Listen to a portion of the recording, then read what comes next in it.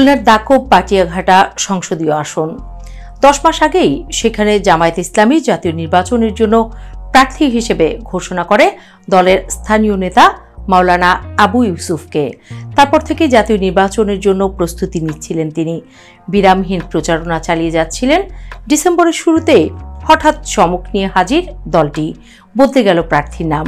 যিনি জামায়াতের দাড়িপাল্লা প্রতীক নিয়ে জোট করবেন তার নাম কৃষ্ণ নন্দী। এই নামটি এই দেশের রাজনীতিতে পর্যবেক্ষক এবং সাধারণ ভোটারদেরকে চমকে দেওয়ার জন্য যথেষ্ট। বাংলাদেশে নিজেদের রাজনৈতিক ইতিহাসে এই প্রথম ইসলামের বাইরে একজন হিন্দু বা ভিন্ন ধর্মাবলম্বীকে প্রার্থী করল জামায়াত ইসলামী। এটি শুধু একটি সাধারণ ঘটনা নয়, ভোটের সমীকরণ বদলের স্পষ্ট ইঙ্গিত, যা জামায়াতে ইসলামের রাজনীতিতে আগে দেখা যায়নি।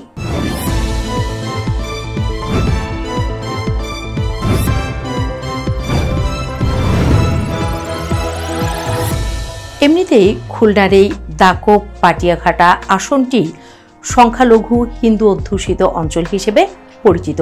স্বাধীনতার পর থেকে এই আসনে হিন্দু ধর্মাবলম্বী প্রার্থীরা বেশিরভাগ ভোটে জয়লাভ করেছে। বরাবরই আওয়ামী লীগ এই আসনে এগিয়ে থাকে, কারণ এখানে আছে নৌকার চিরাচরিত ভোট ব্যাংক। আগামী নির্বাচনে থাকছে না সেই নৌকা মার্কা, যা এখনো পর্যন্ত ঠিকঠাক। আর সেই সুযোগে জামায়াতে ইসলামী দিল রাজনীতির এক মোক্ষম চাল। এক ঢিলে আসলে জামায়াতে ইসলামী এর মাধ্যমে কয়েকটি পাখি মারার চেষ্টা করছে। তার আগে জেনে নেওয়া যাক খুলনার এই আসনে জামায়াতের প্রার্থীর বদলের নেপথ্যের ঘটনা। আলোচিত প্রার্থী কৃষ্ণ নন্দী দাবি করেছেন জামায়াতের ডুমুরিয়া উপজেলা হিন্দু কমিটির সভাপতি হিসেবে দায়িত্ব পালন করে আসছিলেন আগেই। বিভিন্ন সংবাদ মাধ্যমে যেসব খবর এসেছে তাতে দেখা যায় কৃষ্ণ নন্দী আওয়ামী লীগের শাসনামলে স্থানীয় সংসদ সদস্য এবং প্রাণী সম্পদ মন্ত্রী নারায়ণ চন্দ্রেরও ঘনিষ্ঠ ছিলেন। মন্ত্রীর সঙ্গে তার ছবি এখন ফেসবুকে ভেসে বেড়াচ্ছে। পাশের আসন ডুমুরিয়ায় এবং ফুলতলায় প্রার্থী হয়েছেন জামায়াতের প্রভাবশালী নেতা মিয়া গোলাম পারওয়ার। 1 বছর ধরে তার বিভিন্ন সমাবেশে কৃষ্ণ নন্দীকে দেখা গেছে। এসব সমাবেশে হিন্দু ধর্মাবলম্বী নারী পুরুষও ছিলেন সরব। এসব কার্যক্রমে কৃষ্ণ নন্দীর প্রভাব আছে। জামায়াতে ইসলামের সেক্রেটারি জেনারেল মিয়া গোলাম পারওয়ার জানিয়েছেন, বিভিন্ন ধর্মের প্রতিনিধিরা যার যার সম্প্রদায়কে প্রতিনিধিত্ব করার জন্য সংসদে যাবেন। সেজন্য যেসব দল রাষ্ট্রের দায়িত্ব নিতে চায় তাদের দলে সব সম্প্রদায়ের মানুষ থাকতে পারে। জামায়াত সব ধর্মের লোকদের বিষয়ে সচেতন। সময়ের চাহিদা ও জন আকাঙ্ক্ষাকে গুরুত্ব দিয়ে প্রার্থী দেওয়ার ক্ষেত্রে জামায়াত ইসলামী কিছু বিষয়কে বিবেচনা করছে। খুলনার এই দাকব পাটিয়াঘাটা আসনে একজন হিন্দু ধর্মাবলম্বী প্রার্থী করার মাধ্যমে যেমন আলাদাভাবে এই আসনটি সংখ্যাগরিষ্ঠ মানুষের ভোটের কথা চিন্তা করা হয়েছে, তেমনি দেশ জুড়ে আছে এই সিদ্ধান্তের পেছনে একটি বৃহত্তর প্রেক্ষাপট। দেশে এই মুহূর্তে শতকরা 10% মতো সংখ্যালঘু ভোট রয়েছে ভোটের অঙ্কে, যা নেহায়েত কম নয়। এসব ভোট আওয়ামী লীগের রিজার্ভ হিসেবেই পরিচিত। স্বাধীনতার পর থেকে এসব ভোট নির্বাচনের রাজনীতিতে আওয়ামী লীগের ট্রাম্প কার্ড। কোনো রাজনৈতিক দলই এই ভোটে ভাগ বসাতে পারেনি, এমনকি বিএনপিও না। একচেটিয়া দেশের অন্তত 60 থেকে 70টি আসনে বিপুল সংখ্যক সংখ্যালঘু ভোট পেয়ে আসছে আওয়ামী লীগ। যদিও 24-এর গণ আন্দোলনে আওয়ামী লীগ সরকারের বিরুদ্ধে আন্দোলনের অংশগ্রহণ করতে দেখা গেছে বহু সংখ্যালঘু সম্প্রদায়ের মানুষকে। এরপর শেখ হাসিনার পুত্র সজীব ওয়াজেদ জয় একটি সাক্ষাৎকারে বলেছেন, তখন সংখ্যালঘুরাও সরকারের পাশে এসে দাঁড়ায়নি। ফলে ভোট রাজনীতিতে পরিস্থিতির যে পরিবর্তন ঘটছে তা এসব ঘটনা থেকে কিছুটা আঁচ করাই যায়।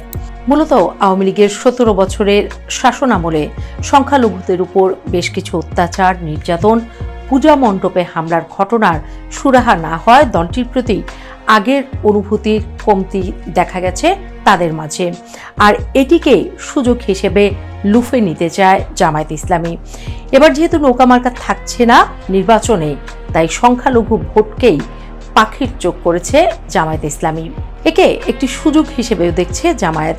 বাংলাদেশের রাজনীতিতে নিজেদের সাম্প্রদায়িক দলের অপবাদ খোঁচাতে হিন্দু সহ অন্য সংখ্যালঘু জনগোষ্ঠীর ভোট প্রয়োজন তাদের, যার ইঙ্গিত পাওয়া যায় দলটির নেতা এহসানুল মাহবুব জোবায়েরের কথায়।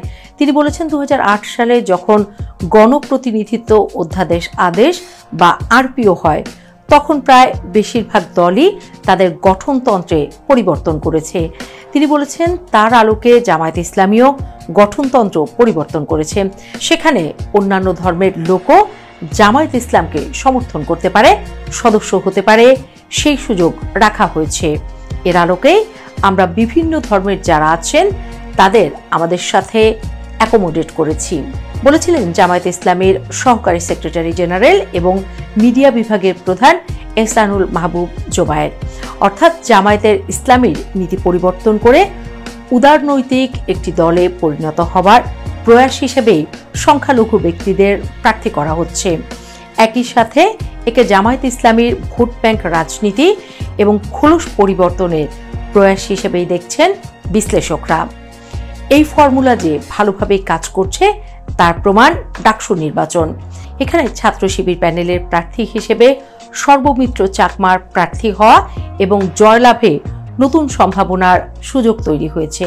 এটি ইসলামী ছাত্র শিবিরের ভাবমূর্তি নতুন করে তৈরিতে ভূমিকা রেখেছে বলে মনে করেন জামায়াত ইসলামী সংশ্লিষ্টরা। জানা গেছে, এরকম আরও কয়েকটি আসনে পরিবর্তন করে সংখ্যালঘু প্রার্থী দিতে পারে জামায়াত। এর মধ্যে আলোচিত হচ্ছে কিশোরগঞ্জ 4, ইটনা, মিঠামইন, অষ্টগ্রামের নাম। জামায়াতের সূত্র বলছে, আরও কয়েকটি আসনে প্রার্থী পরিবর্তনের আলোচনা চলছে। অন্তত একটি আসনে হিন্দু ধর্মাবলম্বী প্রার্থী প্রায় চূড়ান্ত পর্যায়ে রয়েছে। আলোচিত এই আসনে জামায়াতের বর্তমান প্রার্থী সাবেক রাষ্ট্রপতি আব্দুল হামিদের শ্যালক কর্নেল অবসরপ্রাপ্ত অধ্যাপক ডাক্তার জাহিদ খান। সেই আসনে তাকে পরিবর্তন করে একজন সংখ্যালঘুকে প্রার্থী করা হতে পারে। এখানে বিএনপির প্রার্থী দলের চেয়ারপারসনের উপদেষ্টা ফজলুর রহমান, যার দলীয় পদ বর্তমানে স্থগিত আছে। এমন নানাভাবে জামায়াত ইসলামী সংখ্যালঘু ভোটারদের মন পাওয়ার চেষ্টা করছে। অনেক এলাকায় হিন্দু ধর্মের অনুসারীদের নিয়ে জামায়াতের সনাতনী কমিটি গঠন করা হয়েছে। সনাতন ধর্মাবলম্বীদের কারো কারো এরকম জামায়াতে যোগ দেওয়ার কারণ হিসেবে অনেকে নিরাপত্তার আশ্বাসের কথা জানিয়েছেন। এমনকি অনেক সংখ্যালঘুকে আর্থিকভাবে সাহায্য করছে জামায়াত ইসলামী, এমন তথ্য পাওয়া যাচ্ছে সারা দেশ থেকে। বিশ্লেষকরা জামায়াতের রাজনীতির এই বাক বদলকে ইতিবাচক হিসেবে দেখছেন। তারা বলছেন, জামায়াত তাদের রাজনৈতিক সংস্কৃতিতে একটি উদার নৈতিক ধারা তৈরির চেষ্টা করছে, যার গভীর তাৎপর্য রয়েছে। তবে এর ফলাফল ভবিষ্যতের হাতে ছেড়ে দিতে চান তারা।